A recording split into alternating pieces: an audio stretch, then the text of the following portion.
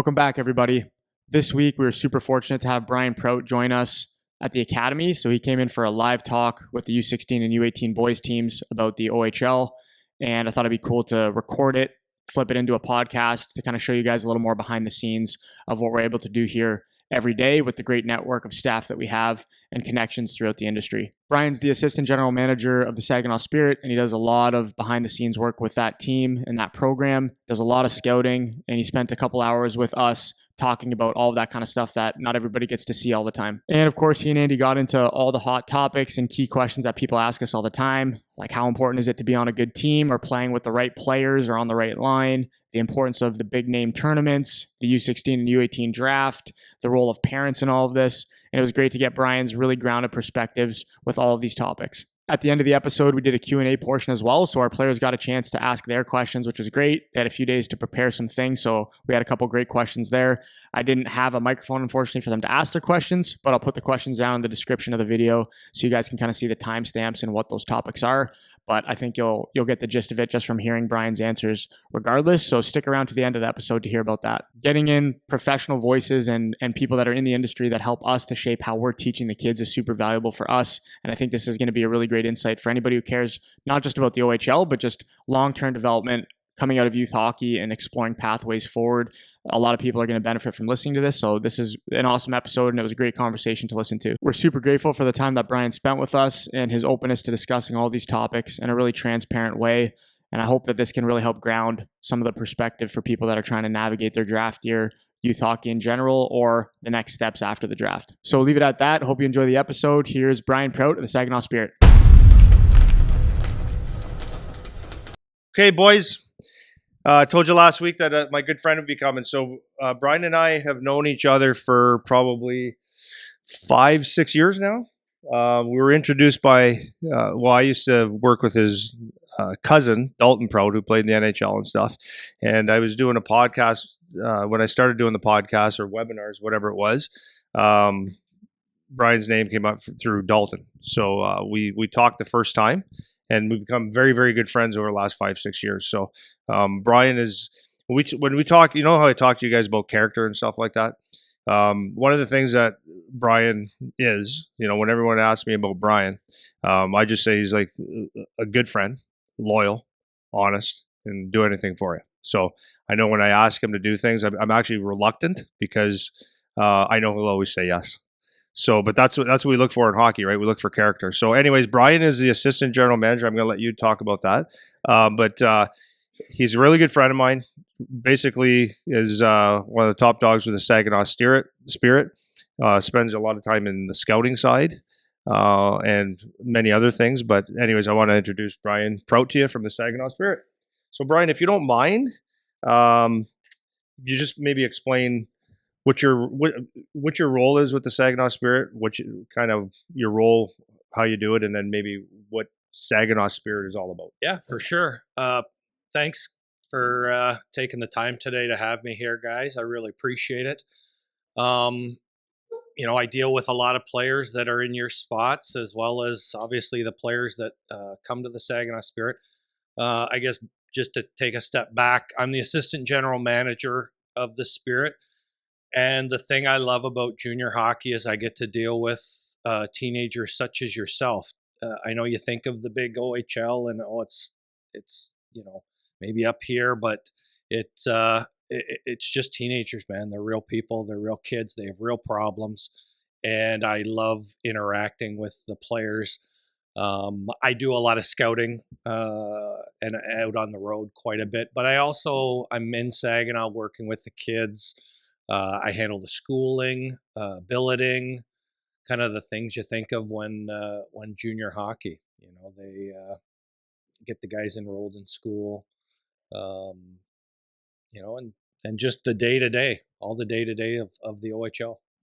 All right. So with I think with the age of these guys, because we got U18s here, U16s here, from a scouting perspective, I think, can we spend a little bit of time on that? All right. So how involved in the scouting, like how many times do you go and see players? Like where do you go? Because I think a lot of people think like you go to the big tournaments, that's where you see guys. But like I know that you've got some guys from all over the place. going to places that a lot of people don't go, and you've dug up some good guys. But what are you looking for in general in a player? Like just in general, and then we'll dig down a little bit. Well, there's traditionally 4 pillars to scouting in hockey. Most scouts and most good hockey people would agree there's 5. So can anyone name any of them? Skill, I'll give you one. Skill. Skating is number 2. That would be involved in skill. The last 2, yep. Attitude is a great quality, but there's a larger term. I'll just finish it off here.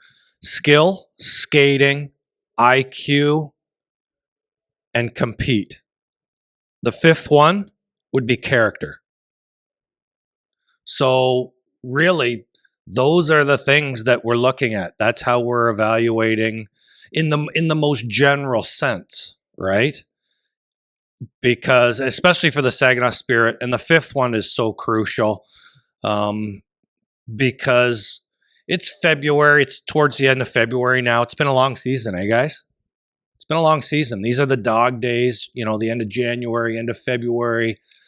And it's a long winter. You're tired of shoveling snow. You're tired of carrying your bag to the rink. You're tired, you're just tired. It's a long season.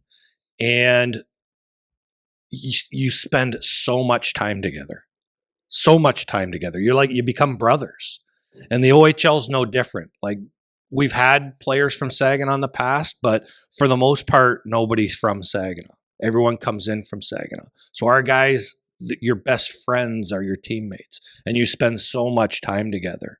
So character, I know I said it's 5th, but it's actually number 1 because you just spend so much time together. It also just helps in the day-to-day and the process of getting better, as well as in those toughest moments. I've been in the toughest moments. I've been in Game 7s. Not been in them. I've watched them. I watched our players. I better be careful with how I say that. But I do believe character wins out in the end.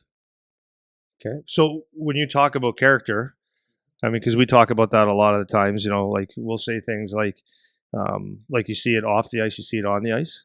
So on the ice, do you see character in a player on the ice, and do you look for it more off the ice? But when you look at character, it's because it's a big word, and it's a word that can get lost, right? Yeah. So what is it like? And let's look at it from the Saginaw way rather than like in general. When you say character, what does a character stand out for you? Characteristics. Well, it is a big word, and there's a lot of big words. We could strip each one of those words down, guys. But for character, it really means just, are you a good person? Literally, do you care about your teammate? Are you happy when they score? Do you think of other people that are not yourself? Not just your teammates, the equipment manager. Do you just throw your towel on the ground? Do you leave your stall a mess?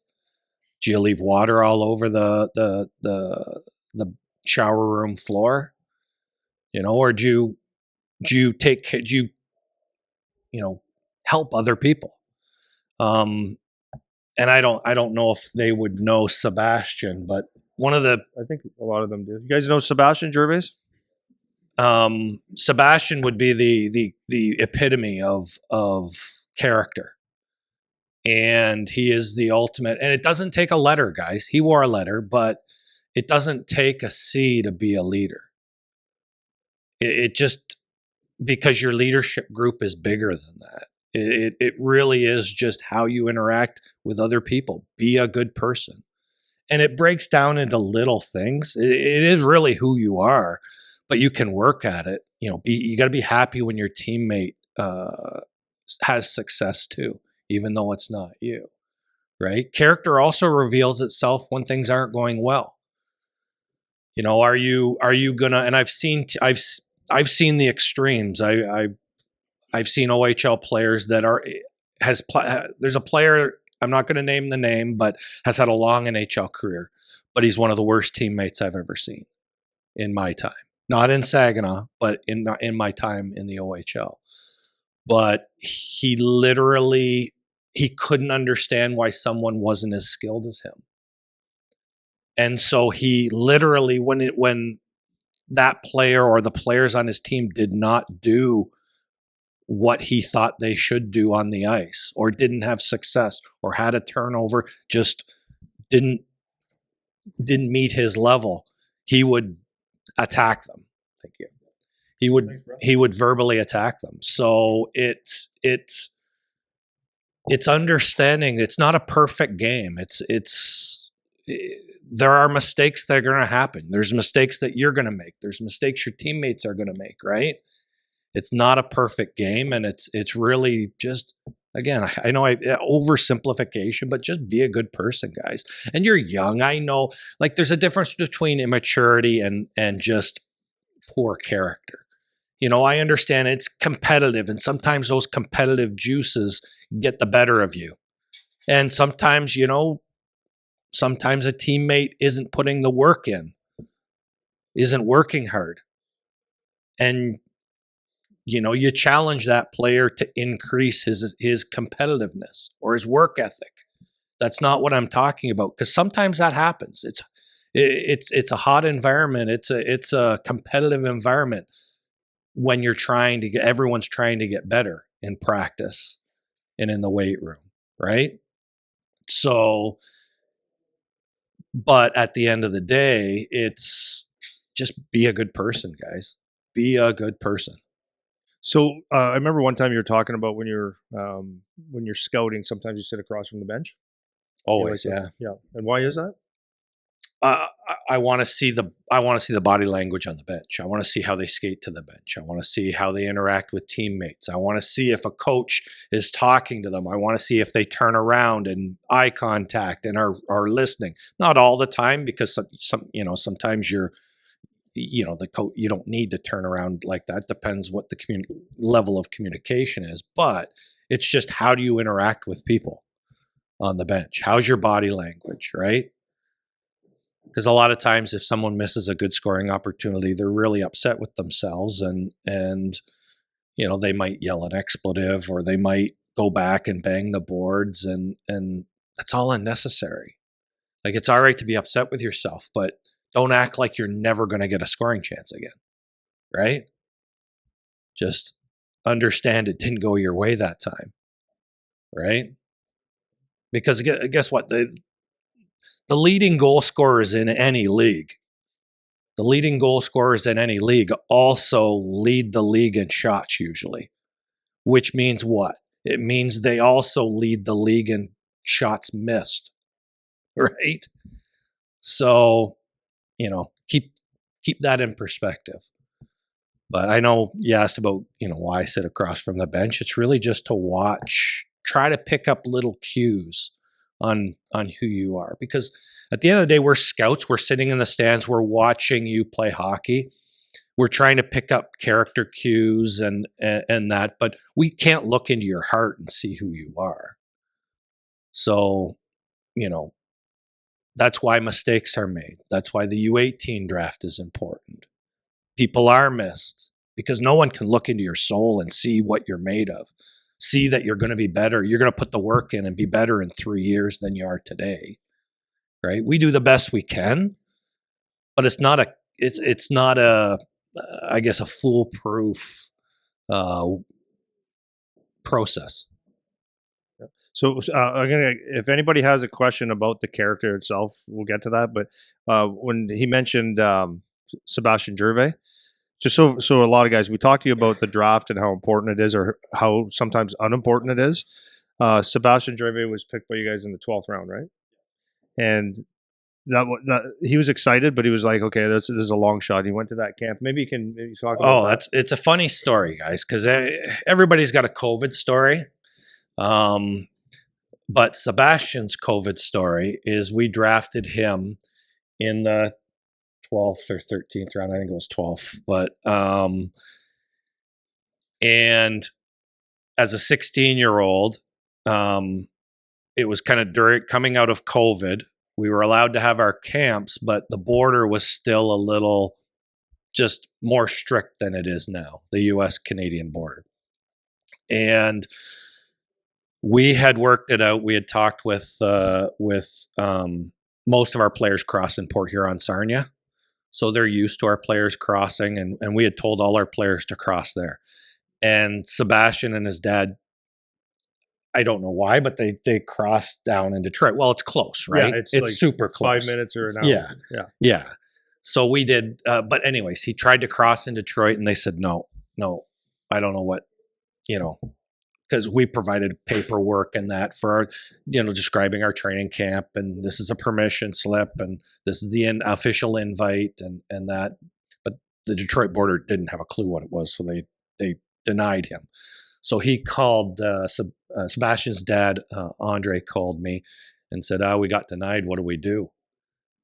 And my general manager and myself, Dave Drinkle and myself, spoke, and we said, well, drive up to Sarnia, try in Sarnia. So they drove up to Sarnia, crossed the border, came to camp, and ended up making the team as a 16-year-old. That was his first camp. So if he turned back at the border, if he didn't, try a second time to cross in Port Huron, they never would have made the team. Yeah. Well, so I'll add a little color to this. So when because I'm pretty good friends with, obviously very good friends with them, and when his dad called me and he said, we got denied at the border. He goes, I don't even know why we're going. I'm trying to get Sebastien to say, we're not even going. You're a 12th round pick. There's no way you're going to make this stupid team anyways. Let's just go home. And he was like fuming. And Sebastien said, well, let's just try. So they crossed the border, and 2 days later, we were talking. He said, I think we're going to sign this guy as a 12th round pick, as a 16-year-old. How often does that happen? Like, not never. Often. Yeah. Not often. Yeah. It's great. So it's 16-year-old 12th rounder. It doesn't happen. So it goes to the point, guys. It doesn't matter. Like, yes, of course, the OHL draft is important to you, and of course, you want to get drafted as high as you can, of course. But that once the draft happens, and I'll be honest with you, Saginaw is a team that you take guys that because we have. I know, like, you might talk to parents, you might talk amongst yourselves and say, well, he's a 10th round pick. What could happen there? But that's a team there that when you're drafted or invited to camp, you have a legit shot. Like, it is. There's actually another success story this year. A player by the name of Brody Papoy. I don't know if anyone's seen us play. He's number 62, but he wasn't even drafted by us. He was a free agent, and in his draft year, he played CompuWare and just didn't meet the bar of what we were looking for, and the whole league passed him. He wasn't drafted. So then comes the redraft. Last year was not added to the draft list as a redraft. He ended up playing at Pittsburgh Penn's Elite last year. Had a good season, but wasn't the leading scorer on the team. I think he was fourth. But I had scouted him pretty heavily, and he checked a lot of boxes that we like in Saginaw. And so we invited him to our development camp, and he had a good development camp. And then we the GM and the coach were pleasantly surprised, and they said, let's bring him back for main camp. So we brought him back for main camp again as a free agent. And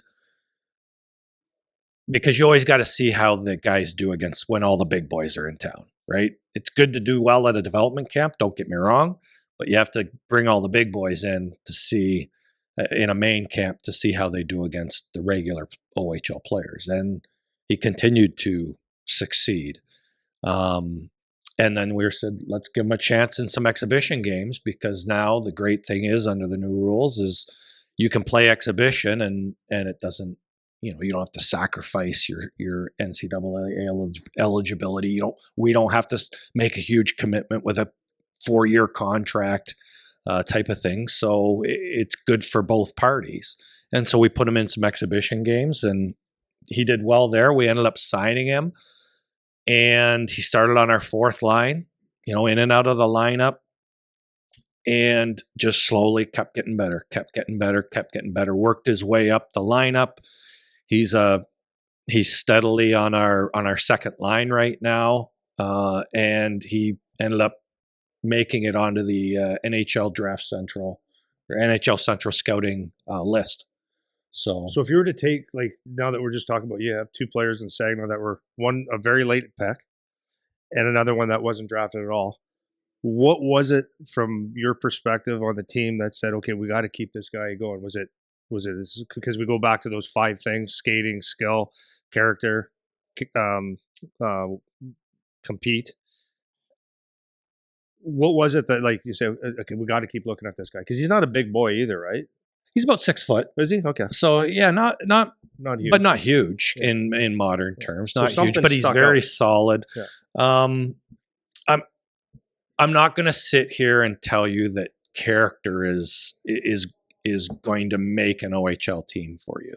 You have to have high character for us, but there is a bar for the other tenets of the other pillars, right? The skill, the skating. You do have to have a certain level of competence on the ice, right?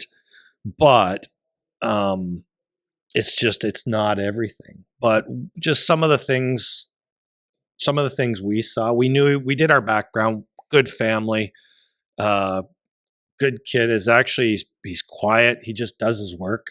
I talked with his old coaches. I actually know his old coach very well. Our Detroit scout knows the family as well. So, like, we check those boxes. That's the first thing we do. And then there was some things in his game that we're a puck possession team. Just for anyone that hasn't seen us play, we're very much a puck possession team. We don't like to dump it in. We like to extend possessions and really try to create chaos in the offensive zone with rotations and switches and scissors, and that's why offensive-oriented players tend to do well in Saginaw. But he just had some puck possession tendencies that we saw as far as puck protection. Just his tendency was to protect the puck. Like, he'd gain the offensive zone and turn his back, protect the puck, use his edge work to buy himself a little extra time, even if it didn't lead to a positive outcome. His instincts were to play the Saginaw Spirit way, as well as he tracked back to the D zone and busted his ass hard back. So his work ethic was good. His attitude was good. He was always he's a pretty quiet kid, but his attitude or his body language was always fairly, like, just level. Like, he was never real high, never real low. And yeah, just a lot of tendencies, little cues, and there was things he needed to work on in his game. Like, he's not the best skater. He knows that. That's one element he needs to work on.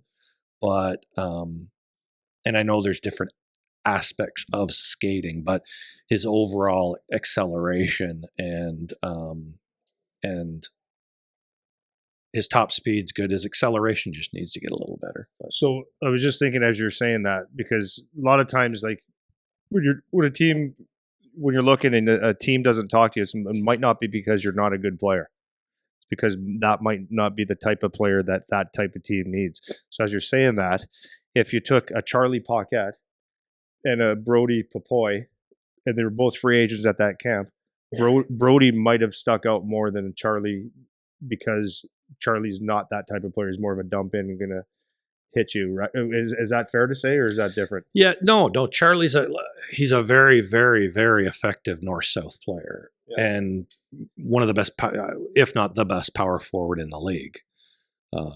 Most players would not want to play against Charlie because he brings that element. But for your style, for our style, the edge work, the change in direction, the cutbacks, just some of the skill sets that you need. I have no doubt that because our coaching staff does a good job of developing it, and you not everybody is a square peg in a square hole at the very beginning, but Charlie wouldn't have been a player that we would naturally gravitate towards. That's what I mean. So it doesn't make him not a good player. makes him a different player for that team. So it's not the fit. So like when you're looking at this, right, like you're going through the draft and maybe you feel or you've heard that you're rated at, top 60 or top 80, whatever, doesn't mean that that's where you're going to go, because then you got to look at when teams are making picks. It's like they don't need this type of player. They don't need a D. They don't need this. They don't need that. And you're going to fit into a certain team or style, and that might prolong you getting drafted, or it might shoot you up because that's a need that they need. Is that fair to say? Yeah, absolutely. Absolutely. Everyone goes in the draft with a draft strategy. And again, I want to stress this. The people watching you, the scouts, the GMs, we're just human. Mistakes are made. We can't look into your soul and figure out who you are as a person. So don't let the draft, I don't care if you get drafted high, it doesn't mean you're a better person. It doesn't mean you're guaranteed anything. You'll be given a look at camp, but doesn't guarantee you anything, because at the end of the day, the coach it's his full-time job to coach the Saginaw Spirit. He puts food on his table. He's got 2 young girls, puts food on his table, and he's not going to care that you're a first round pick, second round pick, third round pick, or 12th round pick, or free agent. He's going to play the players that, number one, have earned it in his eyes, and that give him us the best chance to win, and him the best chance to put food on his table for his kids and his family. So it's awesome it's a great day. The draft can be a great day, and anybody that gets drafted should be extremely honored, because it is hard, but it doesn't guarantee any of the next steps, other than maybe going to an OHL camp, which I just talked about. Brody Papoy, he fulfilled going to an OHL camp, and he wasn't drafted at all. So, plus, I want to go back, because we've got a U18 team in here as well. We've had one of the most successful U18 players in the history of the OHL came through Saginaw, Kayla Mangoni. Mango, one of my favorite people of all time that came through Saginaw. He brought energy to the rink. And you talk about, I'm sure you've heard this, things that take no effort, and Mango was excellent at those. He was always on time. He was always prepared. He brought energy. He those things that don't take any effort, he was excellent at. Plus, he was also 5. The reason he didn't get drafted in his minor midget year is because he was 5'4", I think, in the midget draft. He grew to 5'9", and we drafted him 2nd overall in the major midget draft, or U18 draft, excuse me. And he won a Memorial Cup with us, and one of the more successful. And now he's at Lake Superior State. I saw he just had 2-1 on Saturday night, I think, and is having a great year with Lake Superior State. But you talk about just a guy that shows up at the rink, brings energy, great teammate, and he's 5'9", 160 pounds, but he won more puck battles than anyone, and he loved to compete. You want to talk about somebody you want by your side when you're, in the trenches, because he loved it. He scored in the year we won the Memorial Cup. In the 2nd round, we played Sault Ste. Marie, which is his hometown, and it went to 7 games. We ended up winning the series in 7 games, and Mango had 3 game-winning goals. 3 out of our 4 wins were game-winning goals by a major midget pick that played 4 years with us and won a Memorial Cup. So he was a kid that got his nose dirty. And he's 5'9", 160 pounds, but he knew how to use his body. He learned how to use, and he was smarter than most, right? So I'm not sure if that answers your question. No, it's great. No. Like just, this can go on any tangent. Does anybody have any questions so far? Or we're just going to keep yapping?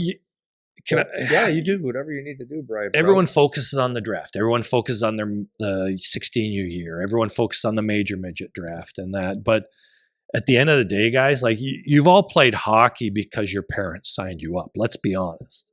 Your parents signed you up when you were 4 or 5 years old. They taught you how to skate, and you were obviously good at it, right? You were good at it. You did enjoy it. So they kept signing you up and kept signing you up and kept signing you up. But now's the time you're going to find out over the next few years, 3 or 4 years, if you love hockey, if you're a person that likes hockey, or if you're a hockey player. And it's all right to do both. It's all right, because it's not always fun. It's not always, you're not always going to like the game. So you got to love it.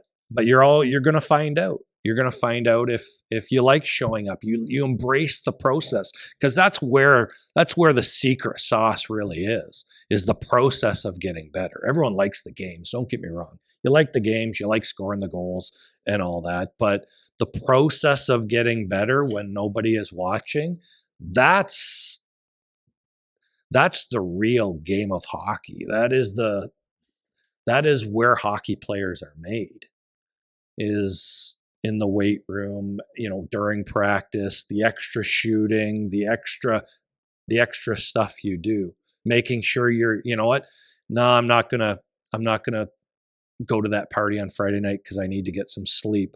I'm not going to eat that Big Mac because, I got a game tonight. It's little things, guys, but it's the process of slowly, because you're not going to wake up one day, jump out of bed and go, oh my God, I'm a way better hockey player. It happens like this, one micro percent at a time, right? Now there might be a day when you wake up and say, I was way better than I was at the start of the year. But that's really, it's the process of getting better that you have to enjoy that. That's what you have to enjoy. If you do, awesome. You know what? Embrace it. And if you don't, that's fine too, man. That's fine too.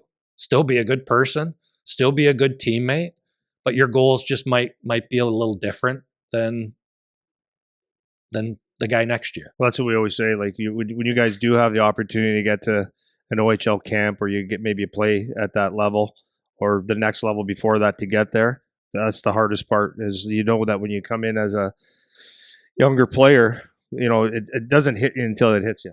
That you're not on the power play, that you're maybe not on a regular shift, that you're gonna have to fight for your ice time, and that's where your character kicks in, right? Oh yeah, and that's what Brian's saying about loving want to be a hockey player. You're gonna figure it out. Yeah, it's easy to have great character when you're just put the puck in the net and now your teammates are skating towards you to hug you. That's an easy. That's easy. It's because, as I said, and I don't want to scare anybody. It's just a reality. You're not always going to like the game. It's tough, man. It's hard. Getting better is hard. And hey, we all watch the gold medal game on Sunday morning, man. It kicks you in the butt sometimes, the game. It rips your heart out. It rips your heart out. Trust me. I've lived it. It was funny because I think it was last week I was telling the boys there was a time, it was in Saginaw actually, Charlie's second year after the game. And he goes, I hate it. I hate hockey right now. And it was a turning point for him, but it was that grind, exactly what Brian said, is like, there's actual times, and I think some of you guys have been through it a little bit where you think you hate it, but it's like when you work so hard and you think it's your turn, and it's just not yet. And that was a decision that he had to make. It's like, I hate it right now, but I want to be a hockey player, and that was a decision for him. And you guys will all, at some point, pretty much will get there, where it might be this year, it might be next year, it might be 5 years from now, but it'd be a time where it's like, I want to hang out with friends. I don't want to play on the fourth line or I want more opportunities, and you just have to make a decision. And that's where your passion for the game and what you want to do with this. It's real, man. It's real. Have you had anybody on your team that just said, "I've had enough"? Over the years, you don't have to say any names or anything, but if you did, Yeah, we've had players. He actually was on our Memorial Cup championship team, and it's just he had gotten to the point where he didn't like the grind anymore. So he ended up going down to play Junior B, and because it is a different level of commitment. It's a great league. Junior B, the GOHL is an awesome league, and the OJ is a great league. Like, great hockey players. Understand, like, you guys are already the cream at the top of the hockey world. All of you, everybody sitting in this room is already the cream. You're a group of the best hockey players in your age group in Canada. But it gets thinner and thinner as you move up, and in the OHL, it is a huge commitment. It is a lot of work. It is, and that's why I talked about the process, because you have to embrace the process, because it is a challenge. And he had gotten to the point, he had won. He kind of just decided, I don't want to climb in his head, but he just thought, you know what, I want to go play with. He had some friends playing Junior B. I just want to go play with my friends and have fun. And I've got some other goals in mind now. And that's all right. That's all right. It's it's a different path. Yeah, you might be looking at 3 years from now, and they'll be 21 years old or 22 years old, and like, where's this leading anyways? That's right. You just decided not to make the commitment. That's right. Where other people do. Because it is a grind. Yeah. It is a grind. And again, there's nothing wrong with that. Each and every one of you is going to have a different path. I know they talked about the Connor Hellebuck in the Olympics there. His path was very very non-traditional, right? So, some of you are going to get drafted. Some of you aren't. Some of you already haven't got drafted, right? Some of you are going to get passed over in the 18U draft. In this new world, it doesn't matter. The leading scorer in Chatham is undrafted. You know him, don't you? Zanudo, I think. Yeah, I used to work with him a lot. Yeah. He's one of the leading scorers in Chatham, and he's undrafted, but I guarantee you he's going to get some looks, right? So, or people are going to be talking to him. So, I guess my point was, everybody's path is going to be different, guys. So, just embrace your path.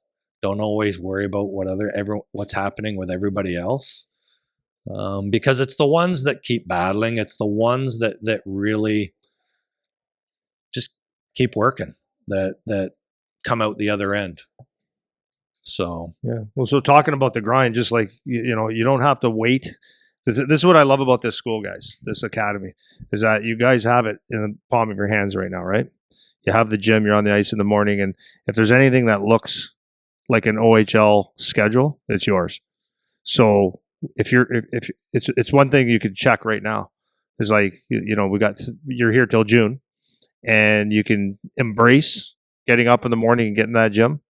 And getting, like I say all the time, right? Getting to the gym doesn't make you in shape. Just like walking into a garage doesn't make you a car.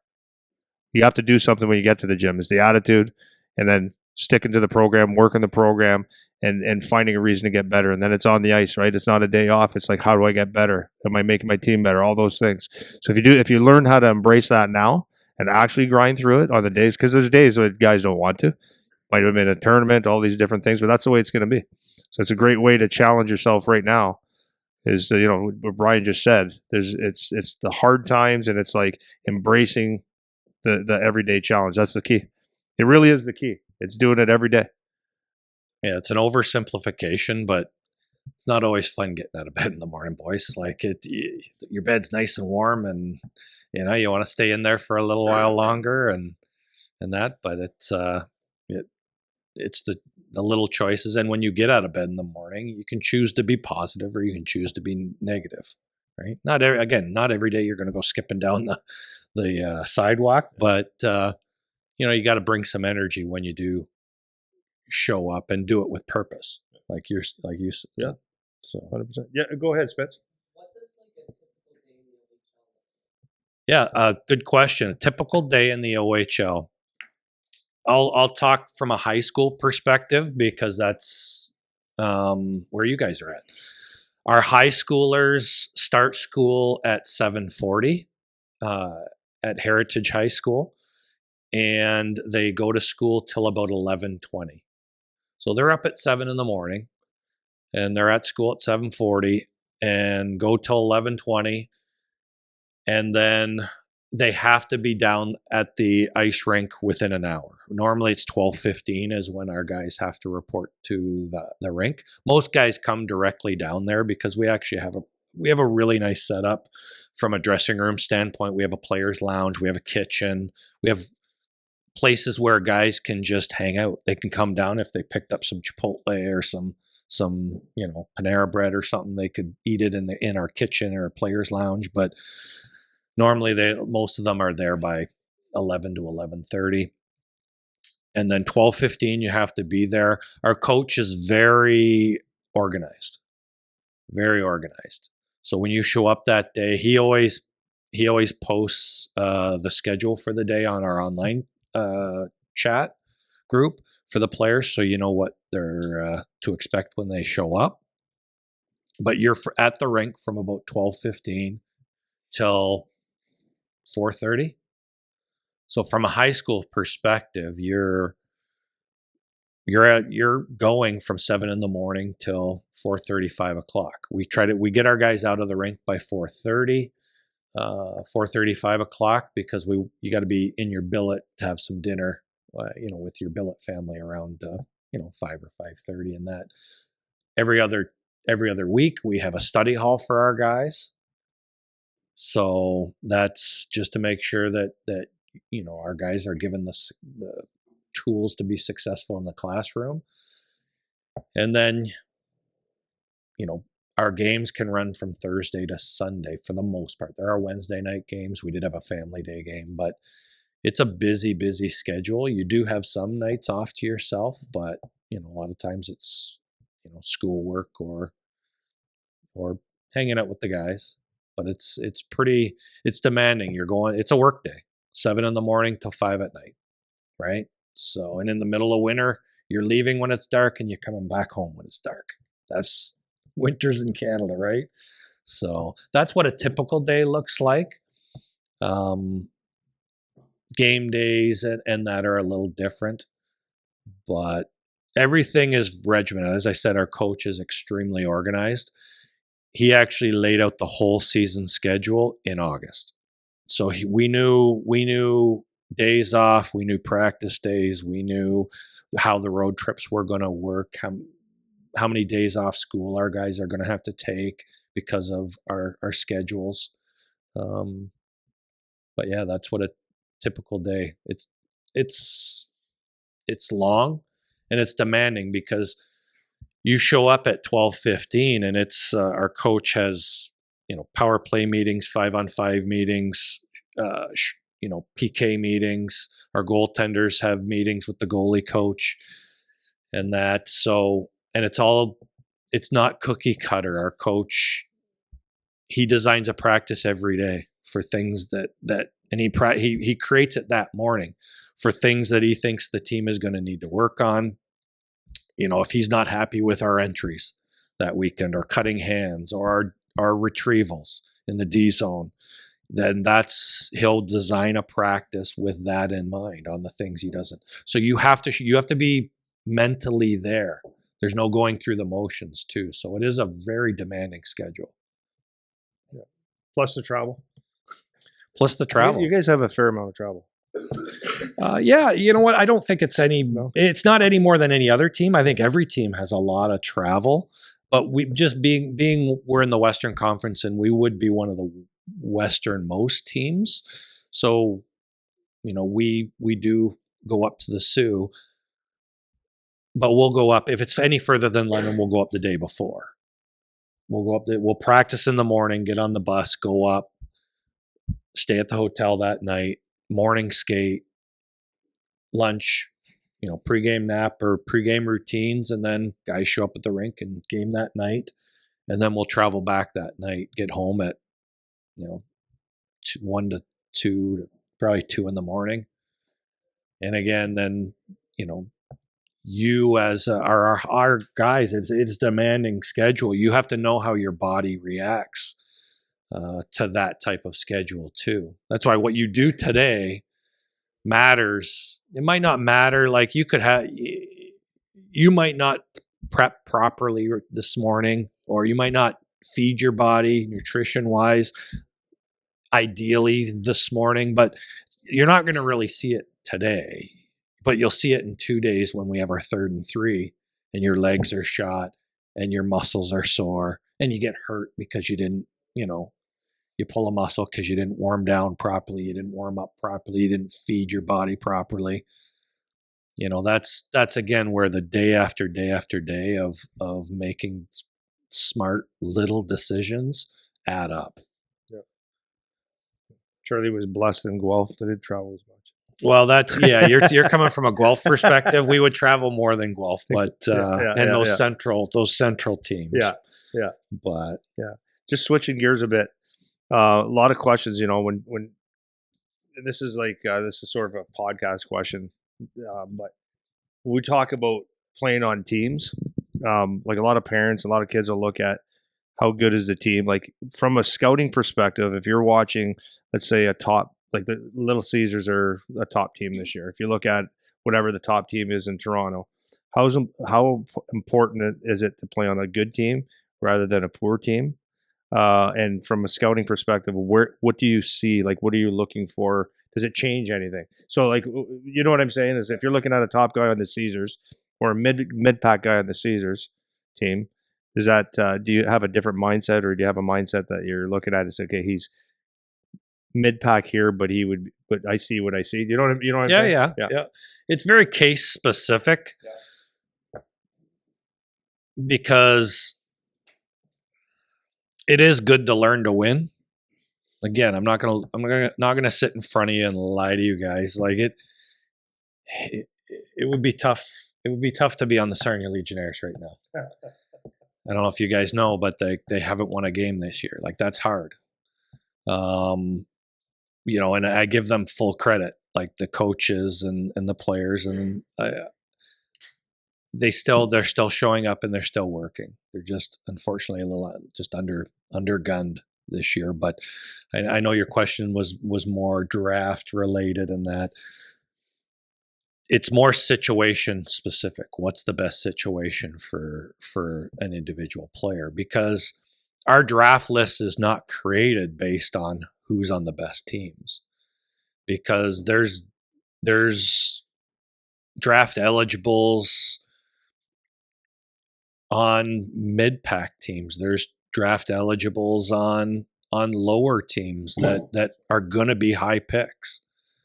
It's more case specific. You can be drafted off a poor team, or like going back again, you guys would know, but my cousin, that's how we met, Dalton Prout, played on a all right Windsor team, had some success in the playoffs, and I think that gained him more exposure. But over the course of the year, they weren't gangbusters, and he ended up being a 2nd round pick in the OHL. Aaron Ekblad, another Windsor guy, again a good team, but he was drafted 1st overall.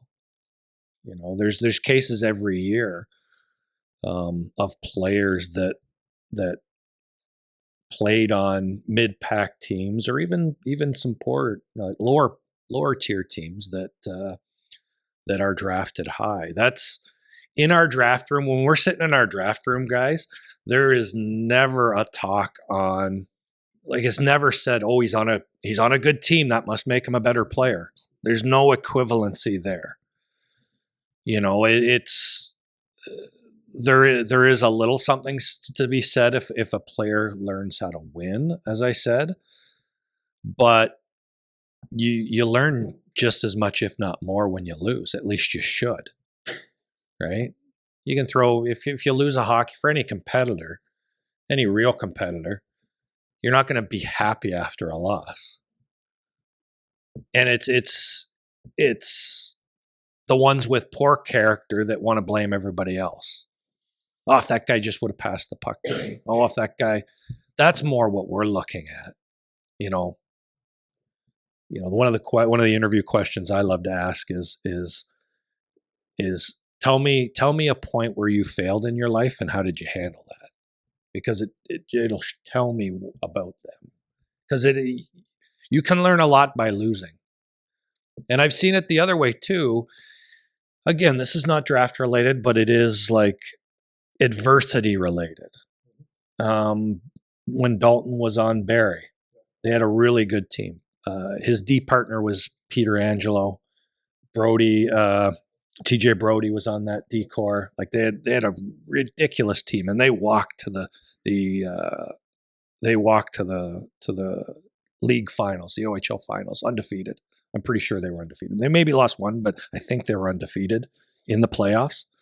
And the Windsor Spitfires had a tough. The Western Conference was a bit of a beast, and they had to grind. They had to really grind. They had tough series. They were battle tested, and they got there. And Windsor won the first 2 games. So it was the first sign of adversity that Barrie had all playoffs, and they didn't know how to handle it. So going to your point, it's not a positive or negative to be on a super team. It's not a positive or negative to be on a team that is undermanned and just can't bang with the big boys, in the leagues.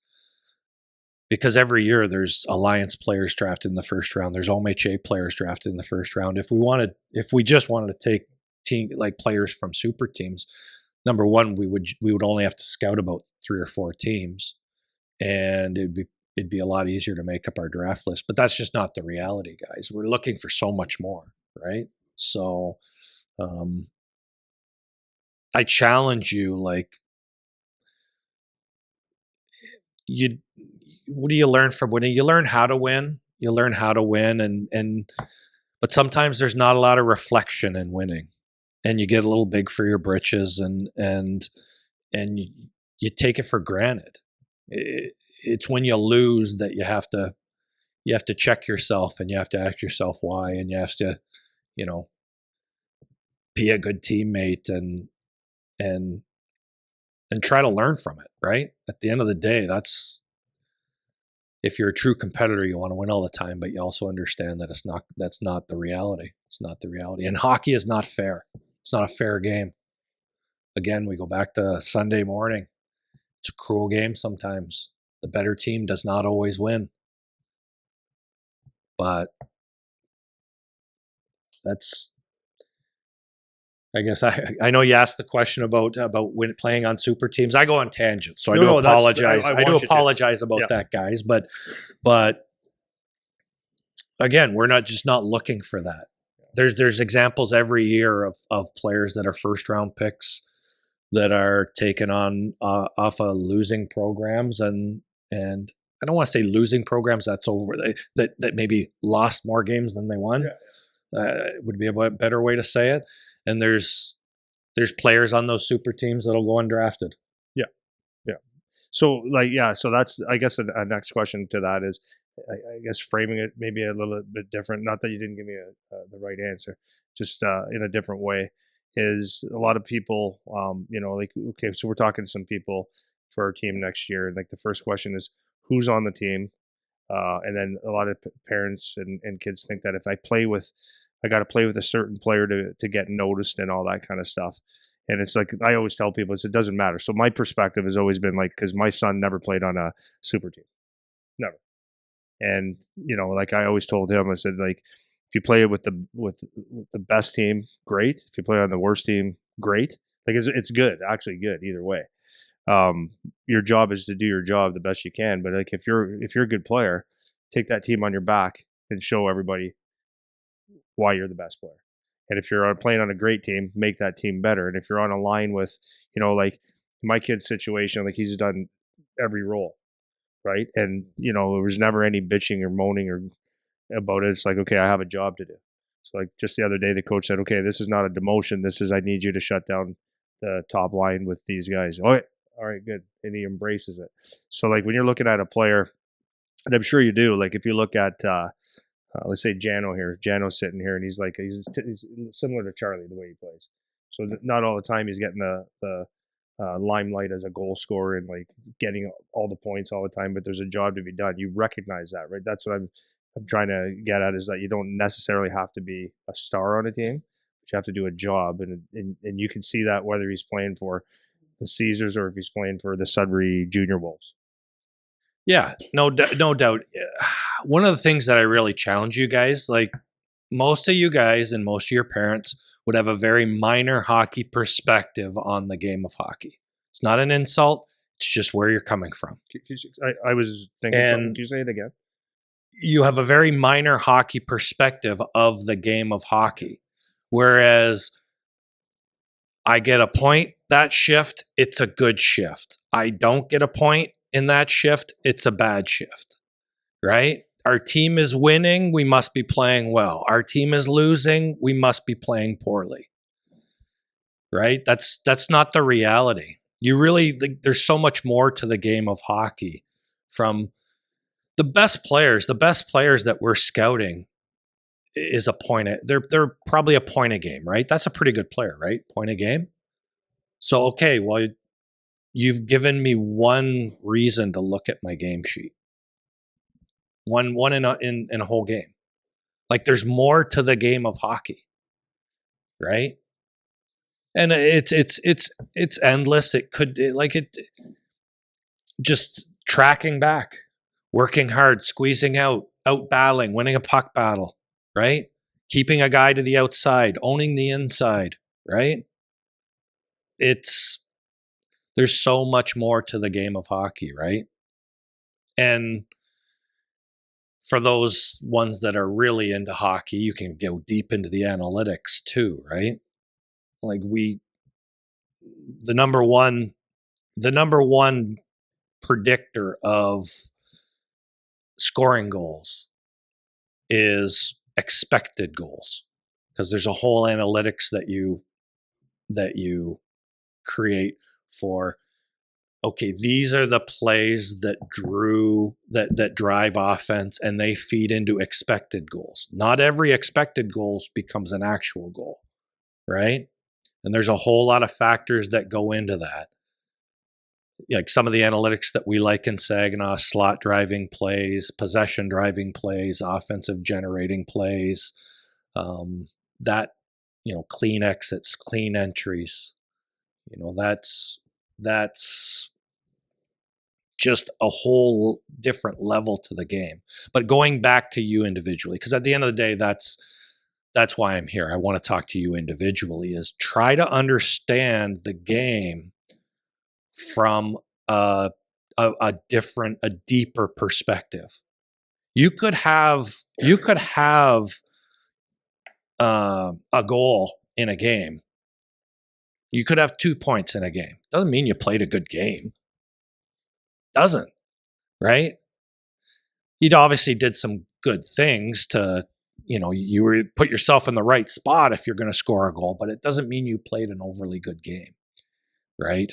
So, and that's why you got to listen to your coaches. You got to listen to the people, the hockey people around you. And for crying out loud, watch hockey. Watch hockey. Watch your favorite players, because there is so much more to the game of hockey than and you need to grow beyond, as I said, that minor hockey perspective. We've had draft picks. We've had good draft picks that have tried out for our team, and they had extremely good campaigns the year before, and were tracking to make the team, but they literally just could not outgrow that understanding of, well, I scored, I must have played well. No. Here's a situation where you didn't track. Here's a situation where it was a in this puck battle, you faked this puck battle. You really weren't. You didn't even try here, right? There's so much more to it. Here's in the D zone, you let your guy beat you to the middle. You didn't even try to stop him from going to the middle, right?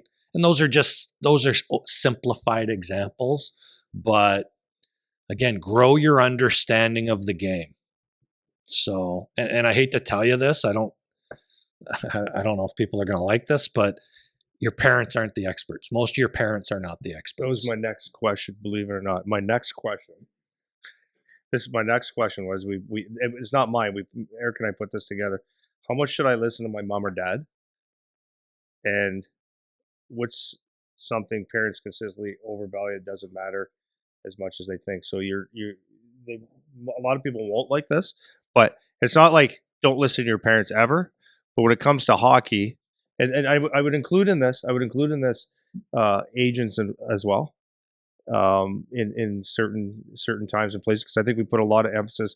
I see a lot of kids now and parents taking a lot of emphasis on the agent said this and said this, and they just believe what the agent's supposed to say. So go ahead on your thing. That was my next question. I'll take a step back. Yeah. Your parents brought you into this world. They deserve your respect. Yes. Okay? They deserve your respect in communicating with them. I came from a hockey perspective. Yeah. From a hockey perspective, most parents are just not the hockey experts. And it doesn't mean you can't have an enlightened conversation. It's just they're not hockey experts. They don't totally understand what someone in my seat is looking for. And I talk about it with a lot of people. Like the OHL is like it's like a different game in a lot of respects. What made you a good minor hockey player, it doesn't always translate. I'll give you an example of that. Everyone thinks offensive D-men. I'm going to use D-men because that's what I know best, is offensive D-men. Somebody will be watching a minor hockey game. The D-man will pick the puck up behind the net. He'll skate through. He'll skate through the other team. Everybody, the forwards are waiting at the far blue line, but the D skates it up, and he's successful. He leads the rush up the ice, and he gets a good scoring chance. But he did it all on his own, and everyone's like, "Ooh, he can skate. Ooh, look at his puck skills. Ooh, look." I couldn't care less about that. When I'm watching a minor hockey game, I couldn't care less about a D-man that leads the rush, because that does not translate to the higher levels of hockey.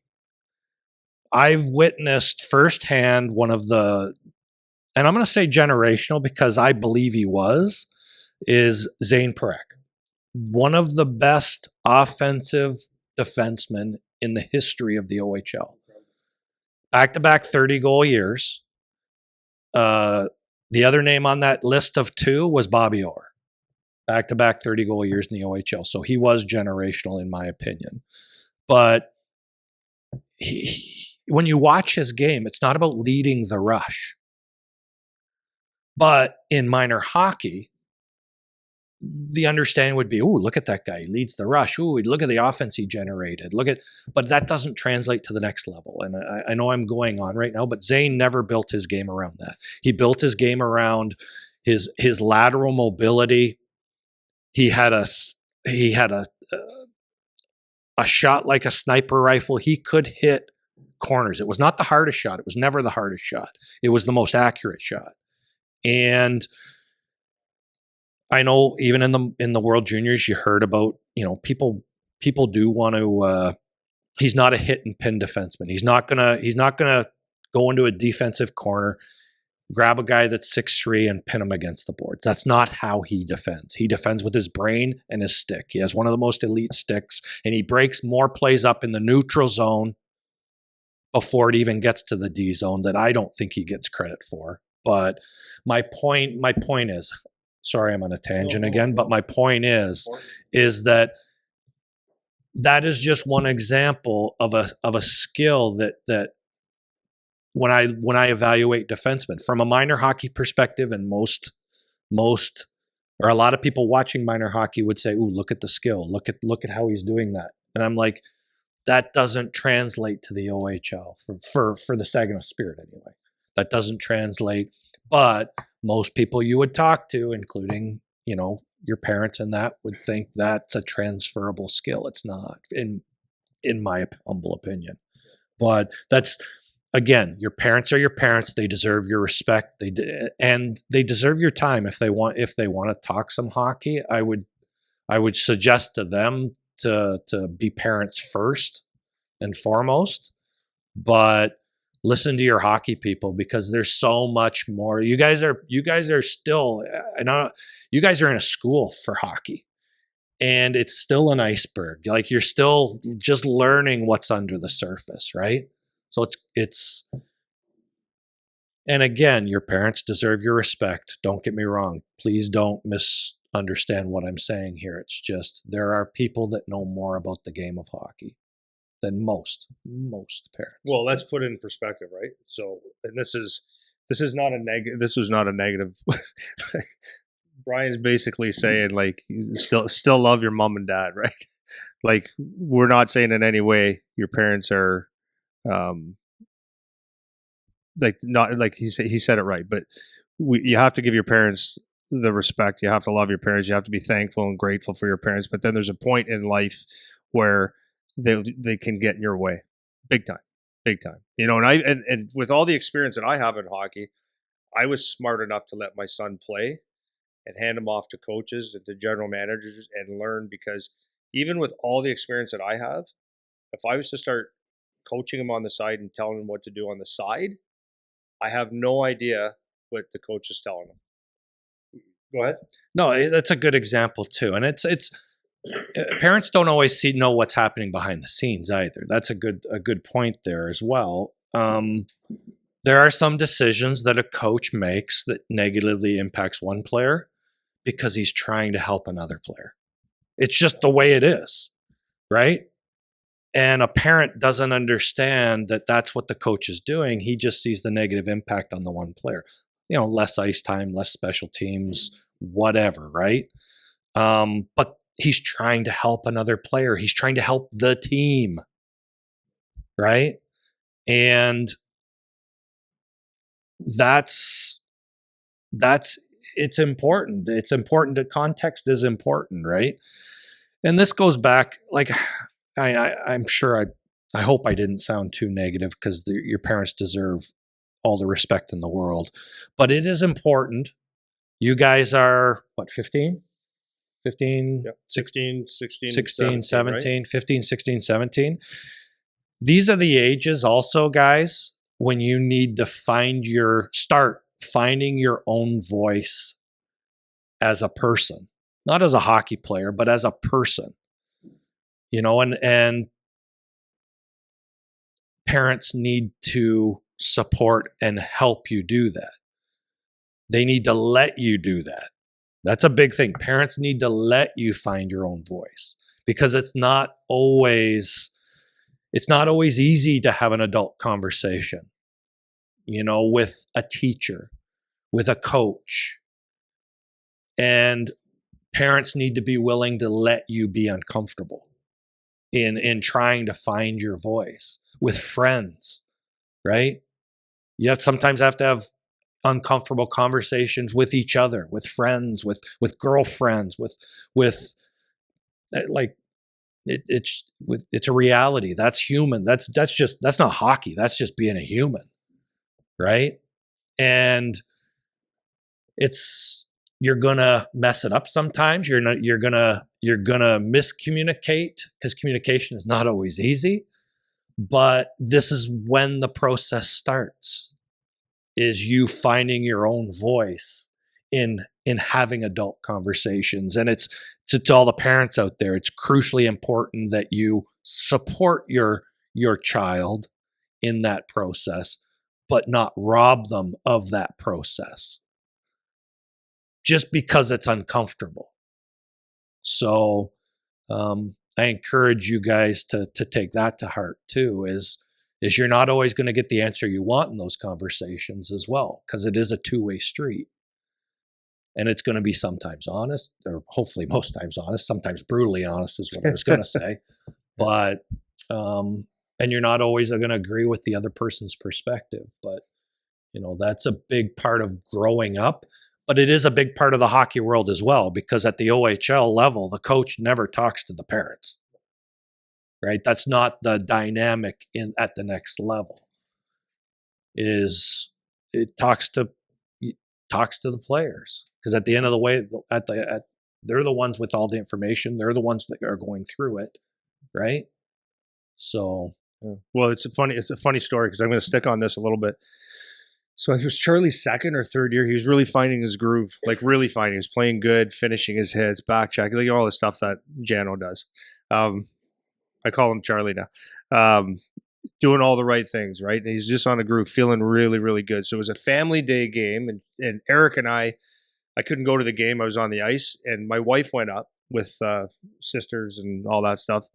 And we're watching the game. They were playing Owen Sound on family day, so we turned it on, the TV on in the gym. We're watching, and I'm like, nah, man, he's not finishing his hits. And my wife's going, he's not hitting. He's not doing this. He's not doing this. It's just like he's tentative today. And then he was put out in the last 30 seconds, and ended up getting an empty netter. And my wife goes, yeah, he didn't play that good. And what did you think? I said, yeah, I don't know. From TV, it's hard to tell anyways. So he, I guess, went to Christine and walked out, and he had the biggest smile ever. And he goes, I did exactly what the coach wanted to. He had me shut down Barlow and that line, and we won the game because of our line. So the perspective is, as a mom and dad, right? This is what we're talking about as parents. Sometimes you see what you see. So my wife was watching the game, and she's thinking, no, he's not hitting. He's not finished his checks. Like he's not into it today. But the coach told him, I want you to shut down this line. I don't want you running around.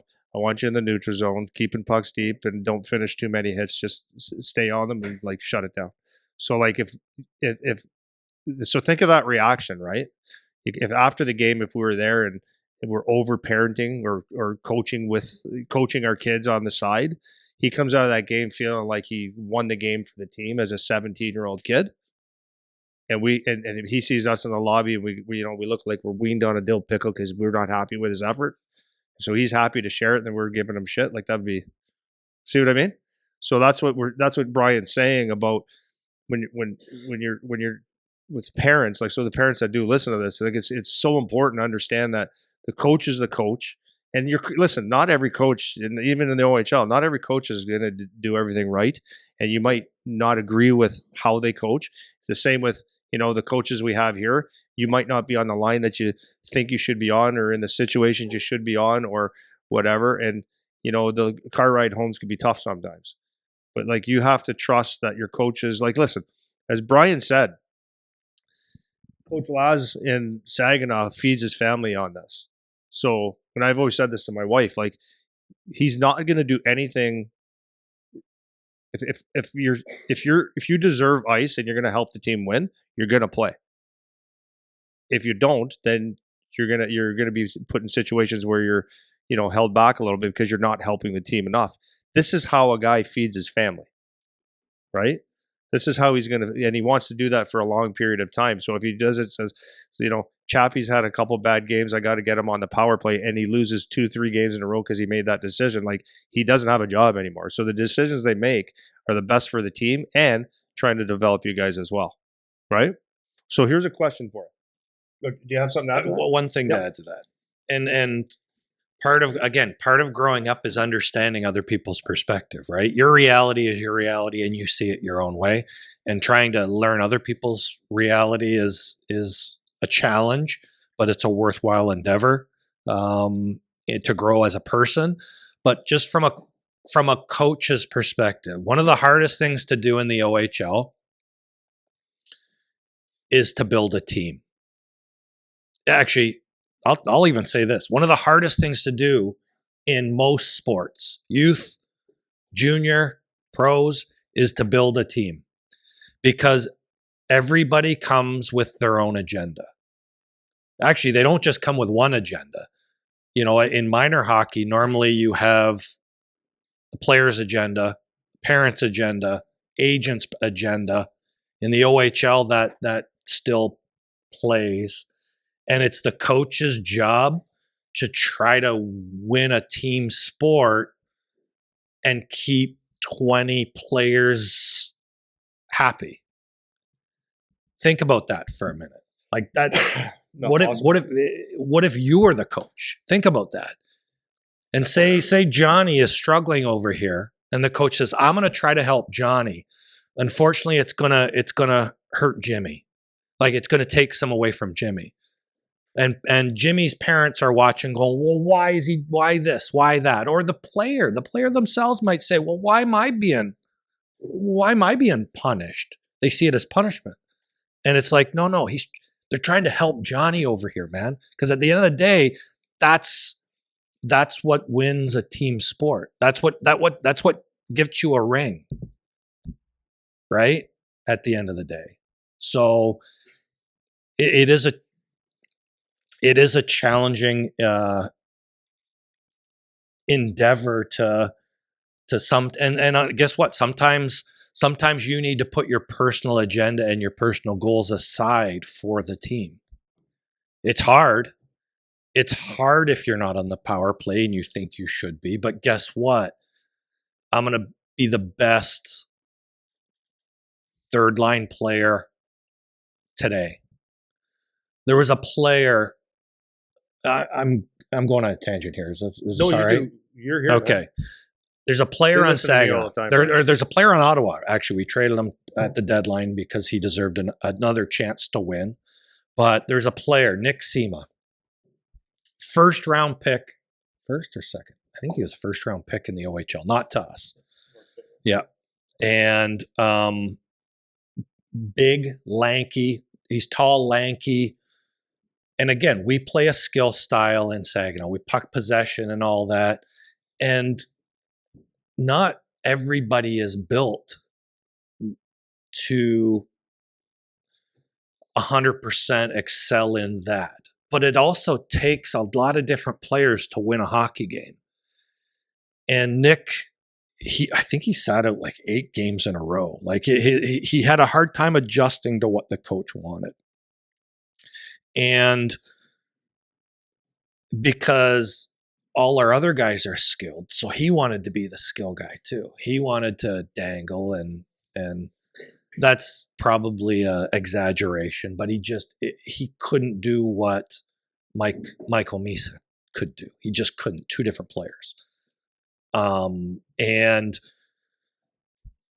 But it even got to the point where Nick's a fabulous person as well. He won the OHL Teammate of the Year last year for the whole league. Like he's just an unbelievable teammate, unbelievable person. So he had a great relationship with the coach, and they'd talk regularly.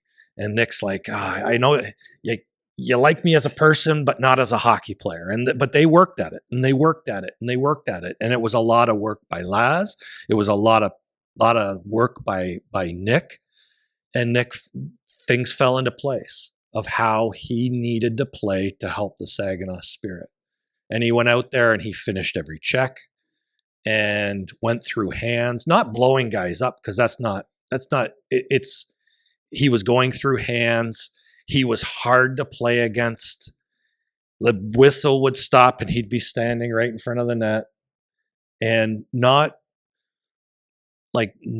he was hard to play against. Charlie is hard to play against, but Nick figured this out. But Nick also had some sneaky skill too as well. He ended up scoring 2 big Memorial Cup goals for us in the Memorial Cup. But things fell into place for him, but it was hard. He could have given up. He could have quit. He could have went home. He could have asked for a trade, right? I'm sure his parents weren't happy, but the process of him figuring it out of what he needed to do to be successful, in hindsight, is really interesting. Memorial Cup champion. He won a major award at the OHL, the Ted Baker Leadership Award, and for the whole league. And he was 20 years old. And Saginaw, we weren't going for it. When Michael and Zane stuck in the NHL, our decision was fairly easy, but not easy at the same time, because our guys were so close. We were so close with our guys, with Nick and Jerv and Barchi. But we had to make some changes at the trade deadline. And Nick and Sebastien Gervais were both overagers, so they were graduating from the league. So we traded them to two teams that had a better chance to have some success in the playoffs. Again, there's no guarantees, but at least they have a chance to have some success. But my point being is it's not always easy. It's not always a straight line. It's not always it's not.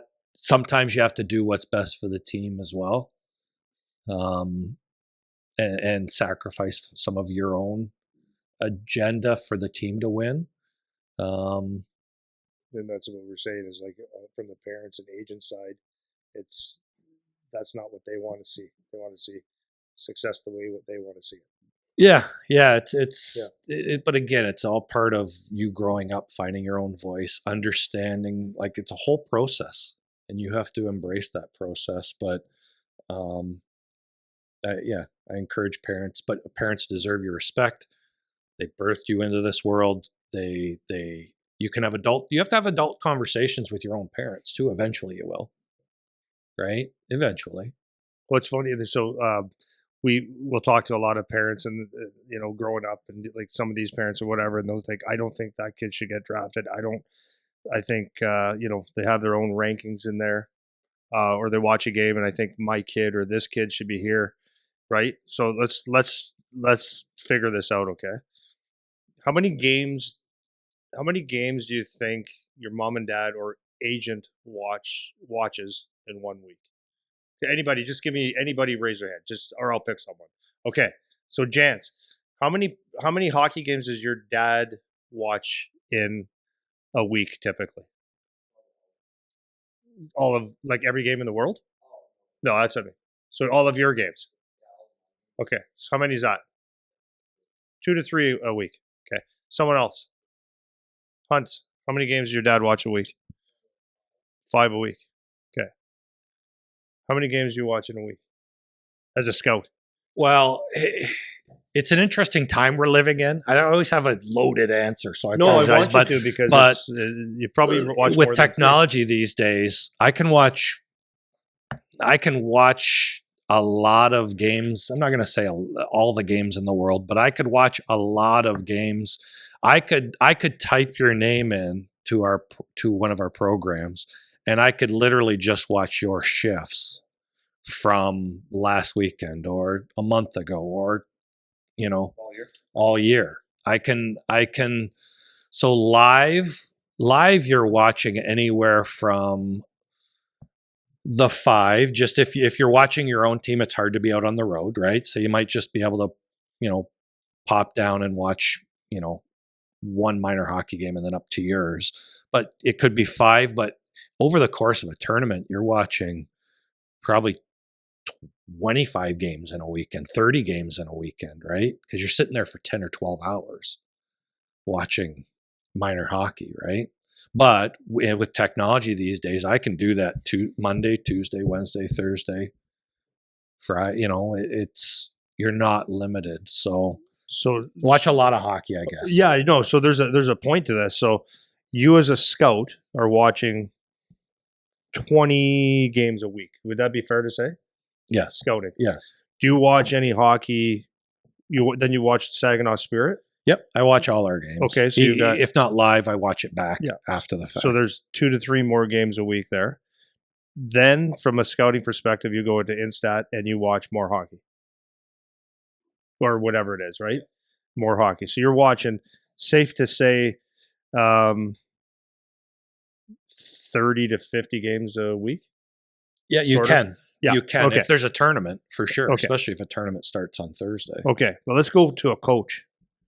We're Chris Lasry. Okay. They got about 3 games a week, roughly. 3 games a week. But before the game, does he watch a game?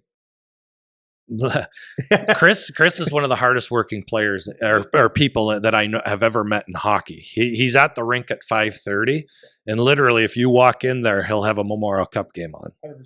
He watches old Memorial Cup games. He watches our old. He'll watch our game, like he coaches the game, and then he literally watches it that night back once. And I guarantee in the next morning, he's tearing it. He's pulling it apart and pulling things out that he wants to show the guys the following. He'll watch our game 3 times, three or 4 times, I bet. 100%. So you got your game. So if you play 3 games in a week, he's watched that probably, let's say, keep it safe, 8 times in a week. But then if they play the Kingston Frontenacs, is he watching them? Yeah. So Your pre-scouts, right? Your pre-scouts are right. Always, you're watching them. You're watching he's watching NHL games to try to pull clips, see what their tendencies are. He'll also just grab if somebody's having good success on the power play in Red Deer, like he'll watch that. Like he'll watch that to see what they're doing different, to see what the new things are. Like, oh yeah, he would watch, if you take into consideration our own games, like he would watch that. And I bet you he watches 20 to 30 games a week too. 20 like to pieces 30, of, yeah, right? 20 to 30 a week. And then, okay. And then you have assistant coaches that are doing the video.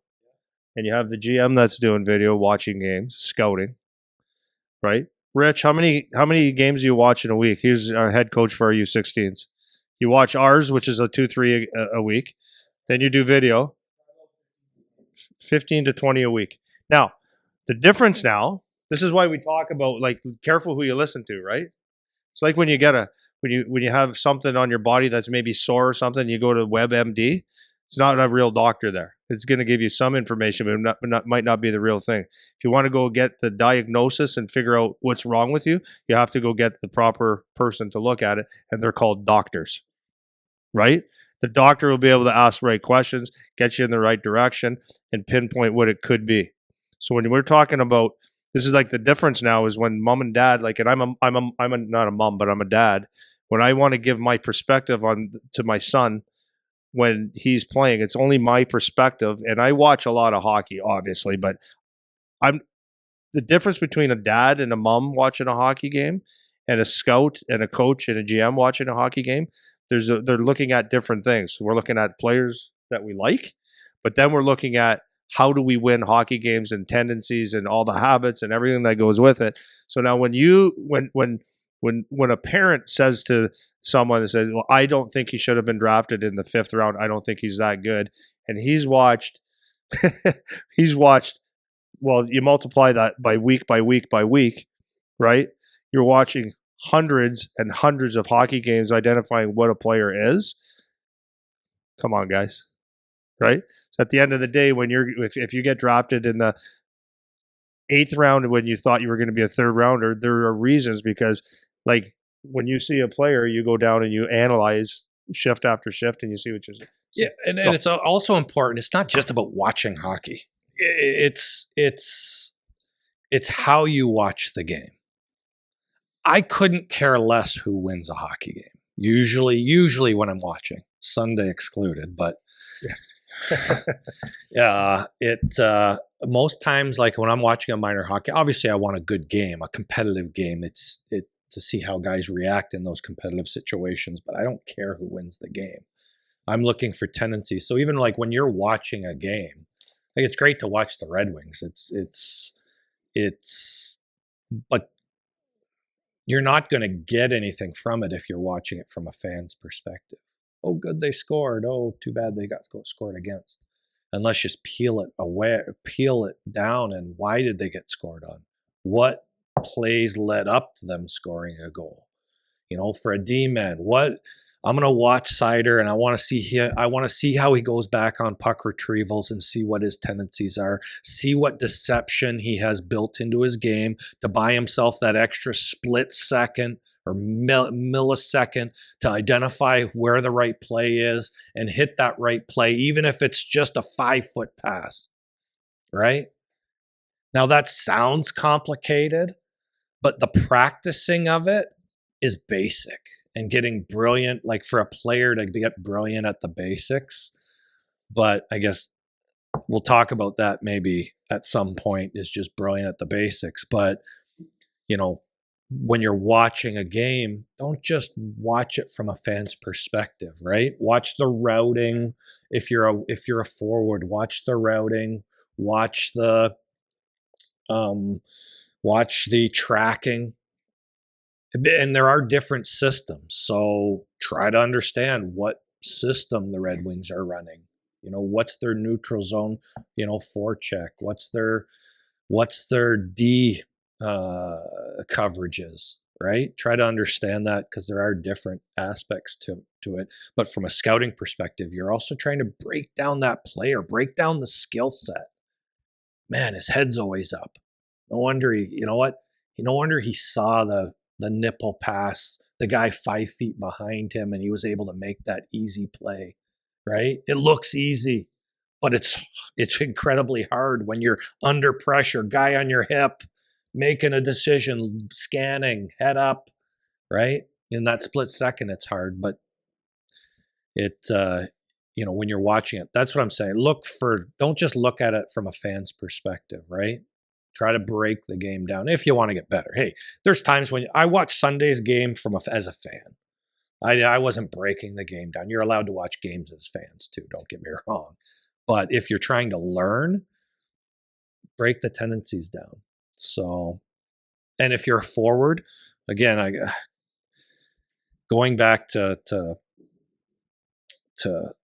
I've actually heard it this year from a parent. I know we've turned the page on that, but I've heard it from a parent that says, my kid only plays center. Oh, really? Only play center, eh? You are doing such a disservice to your kid if you're telling the coach that he only plays center. Because as a forward or as a D-man, you need to learn different positions. Right? As a D-man, you need to learn both sides, because retrievals are completely different, right? As a strong side or your offside, and wingers or forwards, skills of a centerman, skills of a winger, very different. Playing your off wing, very different. But if you, at some point, if the coach wants to play you and you can only play one position, then you're really tying his hands on that, because he can't trust you to play the off wing, or he can't put a centerman as a wing. So, learn the game, learn multiple positions. But I know I tied a lot of things into that. No, it's all good. Like there's so much to talk about with this. I want to just flip it here a little bit, guys. We're kind of going to wrap it up a little bit, but as long as we're wrapping it up, I want to have you guys have any questions. You got to have something here. There's no such thing as a dumb question about the OHL. Do you have one, Rich? No, you're good. Okay. Nobody has any question. Okay, go ahead, gents. So Roberts is a 6'3", 6'4", 6'3" player. So you're a taller player. What do you look for? Is there something that should stand out? Yeah, definitely. Great question, buddy. Your size is your advantage, right? That is an advantage of yours. And so there's some of the things that are intrinsic to that you should be like, you should finish your check, go through the hands all the time. That should happen in general. But as a bigger player, you're going to be expected to that. And I don't mean blowing guys up. But going through the hands. And I don't know would these guys know what that means? Going through the cutting hands, going through the hands like that. That is crucial and that Nick Sema eventually learned that, because if you do that time after time after time, by the time the third period rolls around, that player that you're doing that with, it doesn't even have to be monster hits. Eventually they're just going to be like, I don't want to get hit anymore. And I'm going to be soft on this puck, or I'm going to just throw it up the wall, and boom, your D-man squeezes it. You're on the offense. And again, it's not killing guys, because you don't want to take a penalty either and put your team down too. But it's just constant pressure, hunting pucks, and then don't turn away. It's just as easy to run into a guy. And again, it doesn't need to be big like that. But also, as a big player, it's just easier to protect pucks. So you should be trying to load yourself up with skills for puck protection. Using your body, understanding that you're a bigger player. So if I hold the puck out here, if I got a player back here, it's really hard. It's really hard for a player behind me to reach the puck, and understanding how to use your size that way. So, and I've never seen you, or I have seen the 18U team, but I don't know if I've specifically made a note on you or not. I don't know, but usually for a bigger player, skating is always something that needs to be worked at, because at some point your center of gravity has changed. Even in the last few, it could be the last few months. So you always need to, build the base, build from the ground up, and just work on your skating, work on your mobility, because usually big players just have a hard time with that. Does that make sense? This is actually a skill for everyone to continue to work at, is just plays with your head up too. Plays with your head up, because the game gets faster and faster and faster. And at the end of the day, the true limiting factor of people, in my humble opinion, of people moving up is processing power. Processing power. How quickly you can make decisions. And you can't make decisions quickly if your head is down, if you have to look at the puck. You have to, even just little skills, man, just little skills of picking pucks up off the yellow. Sounds boring, sounds basic, but you have to be able to do that while scanning, while knowing what your options are, processing what the right move is, even if it's a 5-foot pass to my defenseman coming at, behind me, right? So everybody, including yourself, you have to be able to do things with your head up. Yeah. My 16U team, I talked a lot about being happy for each other's accomplishments. As a skill, when you're watching a team, how much are you watching the other guys on the bench? How much are you watching how happy they are for each other? That's why a lot like to sit across from the bench. That's why I sit across from the bench. You want to see that. And in fact, I've seen in the past a really good hockey player. A really good hockey player and a high pick. And we were watching a game, and he stepped on the ice, wasn't involved in the play, and his team scored. And then he dove into the flyby line, second or third, so that the lines or the referee would think that he was involved in the play. It's funny, isn't it? It's funny, but we witnessed it. Actually, I didn't even see it.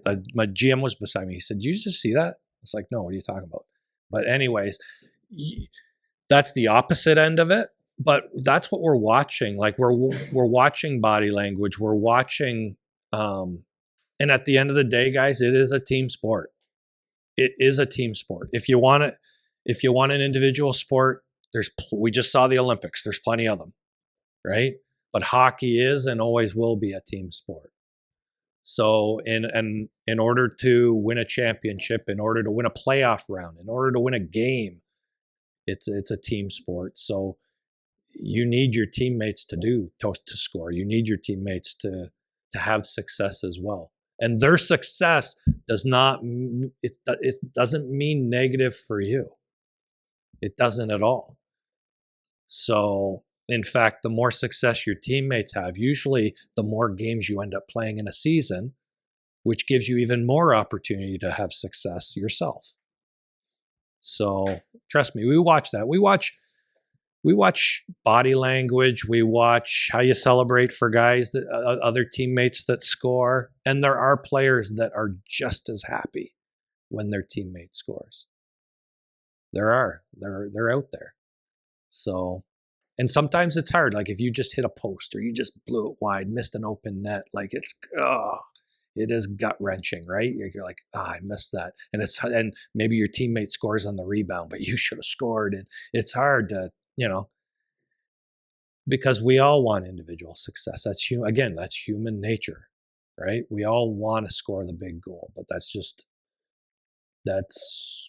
not always the reality, right? So I would say we watch for all that stuff. Because again, we're watching you guys play pretty much every minor midget team in Ontario, at least.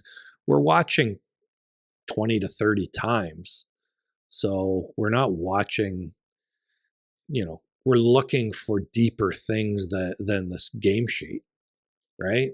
So if we just wanted to know who scored, we wouldn't even have to go to the games. We just call up the game sheet, right?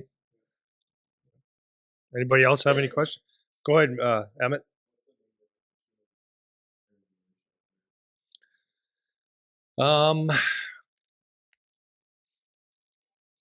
That's a good question. A big part of it is, like, again, I'm not going to look you guys in the eye. There is a certain level of skill in skating that you have to play in the OHL. You do. It's just a reality. But I'll go back to processing power and IQ, I would think is just, as well as the OHL is a very challenging, and junior hockey in general is very challenging. It's going to challenge your confidence. Getting better is not all fun. It's not all like big steps up and improvement. Sometimes it's hard. It shakes your confidence, right? And having the internal confidence to know that I am not my mistakes, right? I'm not just my mistakes, which sometimes in the game of hockey, it's hard not to focus on that, because you're always trying to, I don't want to make a mistake. I don't want to make a mistake, right? So your confidence takes a hit in that. It's the ability to make mistakes and work above that, like work beyond that, overcome that. Because it's at all levels of junior, and it shakes your confidence as hard. So you have to have an internal kind of confidence in yourself that I am not just my mistakes. So a couple things there, but consistency possibly too. Yeah, consistency and consistency is big too. Here's one of my favorite things was told to me by Dave Drinkle, the general manager. He's my boss in Saginaw, and he worked with Dale Hawerchuk. Does anyone know who Dale Hawerchuk is? Yeah, one of the best pure goal scorers, one of the best players in NHL history. Played in Winnipeg, played at the same time as Gretzky. Played in a few places, but really kind of cut his teeth in Winnipeg. And played at the same time as Gretzky and Lemieux, and if it wasn't for those two guys, he would have been the best. He would have been the best player, one of the best players in the league. Well, he was one of the best. But anyways, Dale Hawerchuk told Dave, he told this, it's a 60-20-20 rule. And you might say, well, what's the 60-20-20 rule? He said, Dale Hawerchuk said, 60% of the times you step on the ice and you're normal. You're just normal. Everything feels normal. Okay? Those games are easy to play because everything feels normal.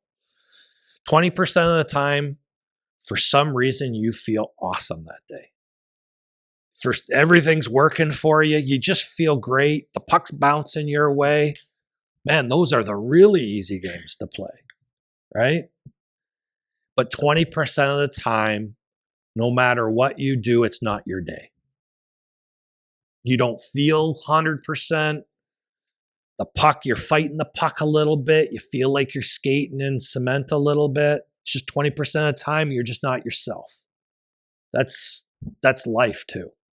But he said the crucial thing at the NHL level and at the best of the best, what they do is the fans or the people watching can never tell when that last 20% is. So either you simplify your game a little bit, you know, you're again brilliant at the basics. Quick shoulder check, 5-foot pass, 10-foot pass, right? Because it's just not. It's not me today. Like I'm not win the battles out front. I'm going to work harder to own the inside that day. Nobody's getting inside on me that day. And on the offensive zone, going to the net is where the goals are scored. So I'm going to own the inside. I'm going to work harder to own the inside on the offensive side, right? There is parts of the game where it's just pure effort.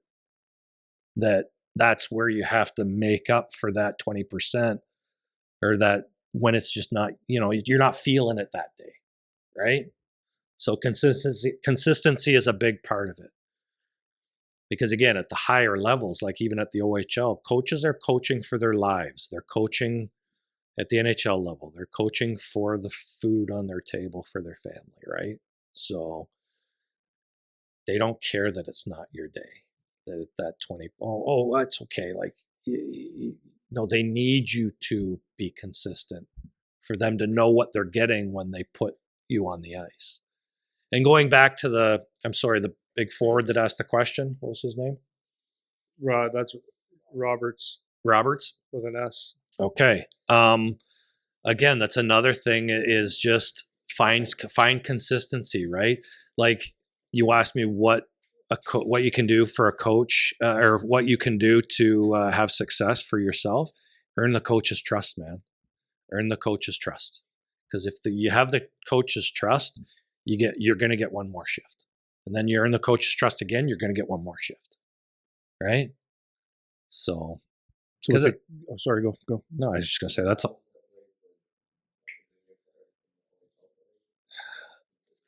There's a few, that's an oversimplification, but consistency is one of them. Like consistency would be one of them. I think processing power, again, there is a level of skill that you need to have to play in the OHL, but our guys aren't the most consistent. Like teenagers, it's hard to be. Human nature in general is hard to be consistent every time you step out, but the more consistent you are, just in general, again, the coach is going to put people on the ice that he can trust. So if he knows you're more consistent, you're going to get one more shift because that's all you're guaranteed is one more shift, right?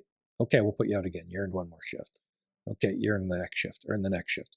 That's a good approach. Is just trying to earn the next shift.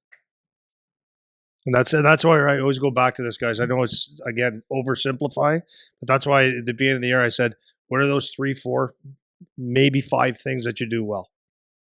Know who you are, right? So it's nothing worse, from a scout. You fall in love with a guy one day because he threw 6 hits and he drove the net, and you go, "Wow, this is a power forward," or let's call it a power forward. Wow, best power forward I'd seen all weekend. The next time he sees you and you hadn't touched anybody, and you're shying away from the net, and then the next game you're kind of a little bit of both. You want to see consistency. So that's the thing, right? We talked about goal scoring and stuff. You don't have to be a goal scorer, but if you're that guy that gets the puck out consistently, finishes his hits, cutting hands, as Brian said, goes to the net, tracks. There's 4 little elements of your game that you can be very, very consistent at. And that's all 3 zones, right? So if you score, that's a bonus. But so if we watch 3 games, 4 games, we got the same player all the time, now we know what kind of player we are. And then we can say, okay, now this fits in our system. We like him more. And that's how you build consistency, doing the same thing over and over. So that 60-20-20 rule, like we all love the games where we're great, right? The games that were normal is one suck, but it's that 20% where you're not feeling it, and we've all been there. Then that's where your habits And that identity, which you tell yourself, these 3-4 things that I do very well have to happen. And then that raises your consistency. Go ahead, Brady.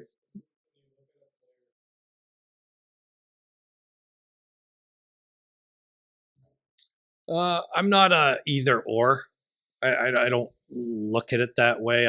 As I just said, if the defensive zone is going to earn you your next shift for the most part. Like your D zone is if the coach can trust you, you're going to get another shift. So the D zone, and again, going back to understanding the game, you have to understand the game a little bit to be able to play in the D zone. And you have to be able to process quickly. You have to be able to sort because there is a lot of skill out there in offensive zones, and people are getting better and better at coaching the offensive zone. But your D zone is going to earn you the next shift. In my perspective, O zone, D zone's going to earn you O zone, right? Because if they can't trust you in the D zone, especially late in a game, especially in a big game, in a playoff game, yeah, it's important to score goals, but at the end of the day, in those big games, you're trying to win the game, right? So, Tom, you had a question?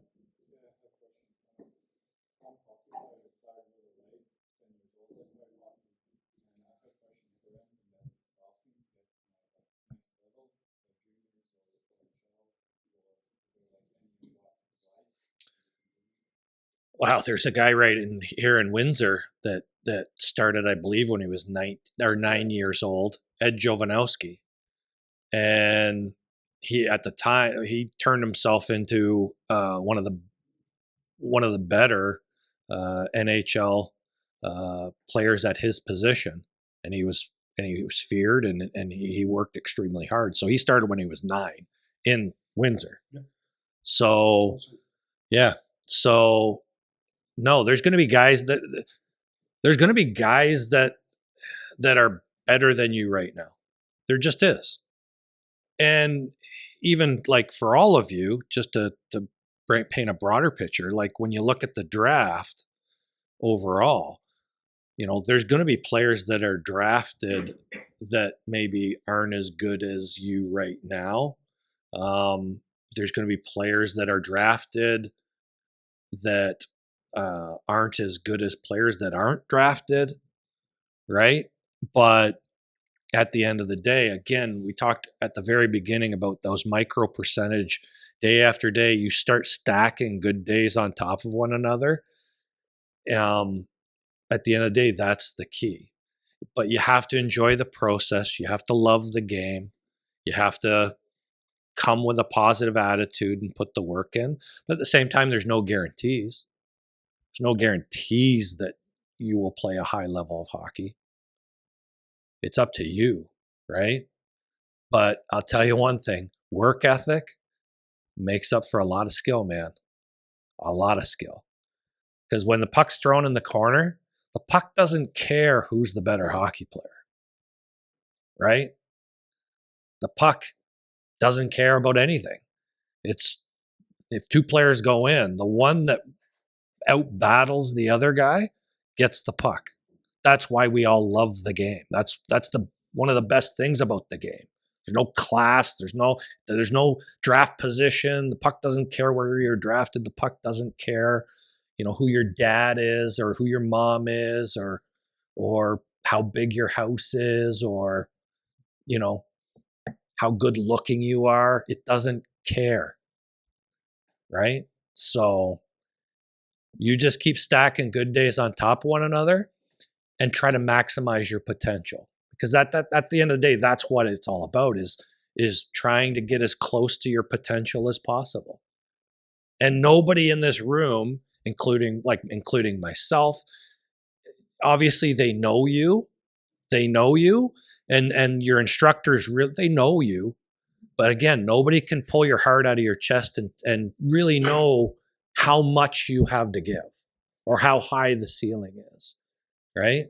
So put the work in, keep stacking good days on top of one another, be a good teammate, see where you go. See how high you can get. Yeah, so like before I hear like with my father, I was wondering if it's like first visa, like the States. Yeah. Gave me a couple of questions. So the first one is, what are some like qualities you value the most in forwards? Mm-hmm. Second question is, how do you treat foreign players and how do you help them adapt? The third question is, how does a young foreign player, what does a young foreign player need to do to prove himself and be drafted into the CHL, import draft and make the team? So Nikita's obviously the import. Yep. Russian boy. Yep. Well, I'm trying to make this question not Saginaw. I'll make it a little Saginaw related because we've had a lot of success with foreign players, with import players, we call them. But his challenges are no different than you guys. Like the game is still the same game. You know, work hard, be a good human, grow your skills. There's so many little skills. I don't want to necessarily get into every little skill, but growing your own game and getting better day after day, it's no different. Your challenge is no different than his challenge, right? Different hockey players, I'm sure, but in this day and age, with all our video, with and the fact he's playing over here, I've seen him play. I've seen all of you play. Everybody in this. Well, I don't know if anybody's had an injured season or maybe missed the games that I had watched, but I've seen most of you play, right? And I can guarantee you, all the OHL teams, I've seen both of your teams play. But I'll from an import perspective, it's a different draft. And when you look at last year's import draft, there was more players than ever that were drafted from that played in North America, played in over in the US. It was 16U programs. Over in Canada, it's 18U programs, right? Kind of the draft year plus one. But so more opportunity than ever for import players to be drafted. The OHL or the CHL went from 2 to 3, right? So there's more opportunity for an import as well than ever. But they're not going to be given a spot. They have to be competent enough to take one of those spots. So and in particular from a forward perspective. It's no different than the other things we've talked about. Him in particular, I would say, great shot. Has a nose for the net. Appears to like to score, but needs to work on his edge work. Needs to work on his skating. That's for him in particular. Yeah, his challenges are really no different than yours in this day and age, because you guys are easy to see, right?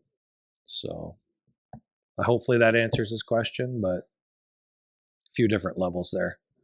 Looks like we got one more. Go ahead, Grady, and then we're going to wrap it up. Mm-hmm. So when you're like evaluating a player, what's the difference between like playing, like showing emotion, playing with passion, and like pursuing football? Yeah, no, good question. Like, we understand it's a super competitive game and it's an emotional game. Again, that's one reason we love the game, is there's emotion in it, right? So if a player is disappointed with his play and shows some emotion, whether it's banging the stick, cursing out loud, like it's obviously not the reaction we're looking for, but we understand that you are teenagers.